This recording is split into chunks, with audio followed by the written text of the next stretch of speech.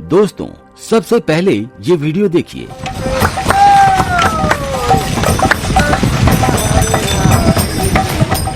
ये video Kazakhstan के उस हिंदू समुदाय का है जो हमें हमारी वैदिक परंपरा की याद दिला देता है। पद यात्रा के साथ बैलगाड़ी में भगवान को विराजमान करके ले जाना एक तरह से हिंदू समुदाय के पुनरुत्थान की झलक है। दोस्तों, ये सभी भगवान श्री कृष्ण के धुन में रंगे हुए हैं। मृदंग और कुब्जी बजाते हुए सनातन धर्म की लय में खो जाते हैं। इस यात्रा में केवल पुरुष ही नहीं बल्कि महिलाएं और बच्चे भी बड़ी श्रद्धा के साथ शामिल होते हैं। ये उत्सव गोवर्धन दूज की रीति रिवाज के अनुसार मनाया जा रहा है। गोबर से बनी भगवान की यह मूर्ति सौंदर्य की मिसाल बन जाती है। साथ में लड्डू और अन्य 55 प्रकार के भोग भगवान श्री कृष्ण को समर्पित किए जाते हैं। सोचिए दोस्तों, भारत से इतनी दूर कजाकिस्तान में सनातन धर्म के प्रति इतनी आस्था और प्रेम वाकई दिल को छू लेने वाला दृश्य है। धीरे धीरे कजाकिस्तान में हिंदू धर्म तेजी से फैल रहा है। यहाँ के स्थायी लोग अपना मूल धर्म त्याग कर सनातन धर्म को अपनाते जा रहे हैं। दोस्तों, ये अगला वीडियो देखिए। इसमें कजाकिस्तान से आई हुई एक महिला की कहानी है।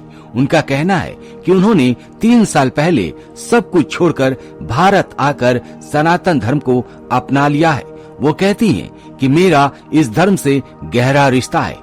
मैं जूना अखाड़ा के साथ रहती हूँ, वही मेरा परिवार है, मेरा सब कुछ है। उनका नाम है वंदना। Diksha, Guru Diksha gave me Pilot Baba 3 years ago. And now this is my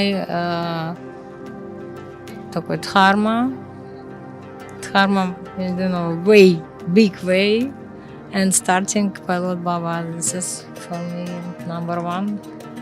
And this is place Shanti and blessed every day. Yeah, for me Shanti, yeah, Shanti. All people, not more blah blah. If open, only for goddess. This is Vandana. एक सुंदर, शांत और भक्ति से ओत प्रोत महिला हैं। वो कभी कभी अपने घर भी जाती हैं और उनके घर जाने पर वहाँ खुशी का माहौल रहता है। दोस्तों, कजाकिस्तान एक मुस्लिम बहुल देश होते हुए भी वहाँ पर सनातन धर्म की गूंज स्पष्ट सुनाई दे रही है। कजाकिस्तान में इस्कॉन मंदिर भी देखने को मिलता है। यहाँ के मुसलमान अब अपना धर्म छोड़कर सनातन धर्म अपना रहे हैं। महिलाएं साड़ी पहनती हैं, पुरुष धोती पहनते हैं और हिंदू रीति रिवाजों से पूजा पाठ करते हैं। हर दिन यहाँ भजन कीर्तन होता है। सभी मिलकर भगवान की आराधना करते हैं।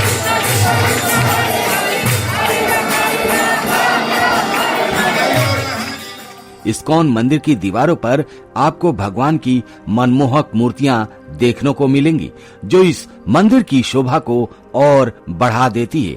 और सबसे खूबसूरत बात यह है दोस्तों कि यहाँ कोई किसी को मजबूर नहीं करता। सब अपनी इच्छा से आते हैं, भगवान की धुन पर नाचते हैं, गाते हैं और यही उत्सव की आत्मा बन जाती है।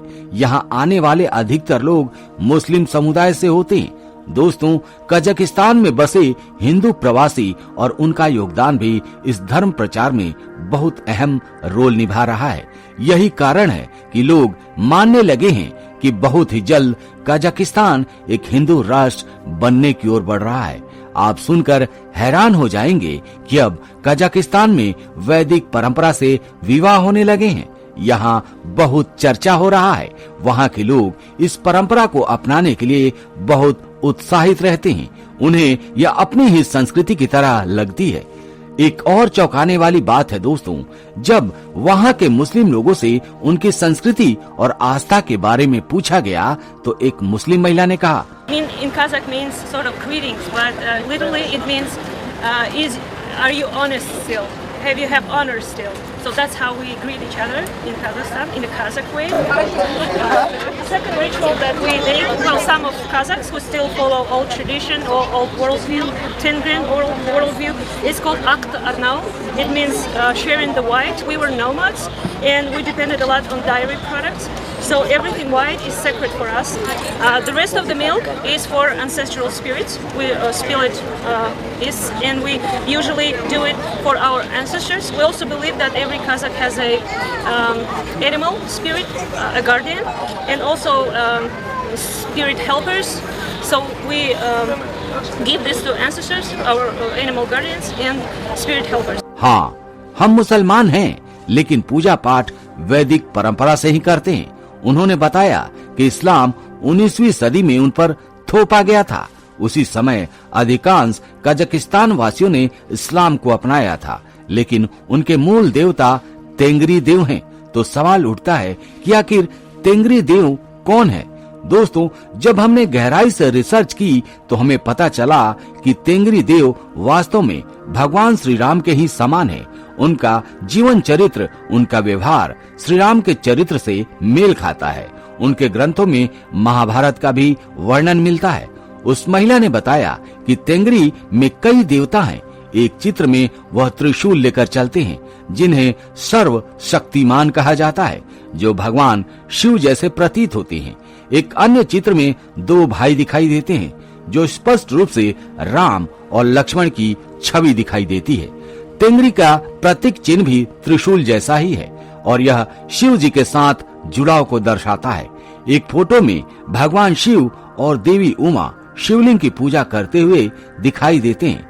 तेंगरी की मान्यताओं में पर्वत कैलाश का भी वर्णन मिलता है, यानी धर्म परिवर्तन के बावजूद वहाँ के लोग आज भी वैदिक परंपरा के अनुसार पूजा पाठ करते हैं और अपने भगवान का आदर करते हैं। दोस्तों, अगर आप इतिहास के पन्ने पलटें तो पाएंगे कि ये सारी दुनिया कभी न कभी सनातन धर्म से जुड़ी हुई थी और अब फिर धीरे धीरे उसी मूल की ओर लौट रही है।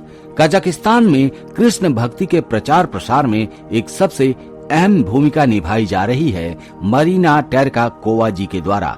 जी हाँ, उन्होंने भगवत गीता के माध्यम से सनातन धर्म के विचारों को कजाकिस्तान के कोने कोने तक पहुंचा दिया है। मरीना जी कजाकिस्तान की स्वास्थ्य मंत्रालय की विशेषज्ञ रह चुकी हैं और भारत की कई यात्राएं भी कर चुकी हैं। वो वहाँ की महिलाओं को वृंदावन के दर्शन के लिए भारत लेकर आती हैं।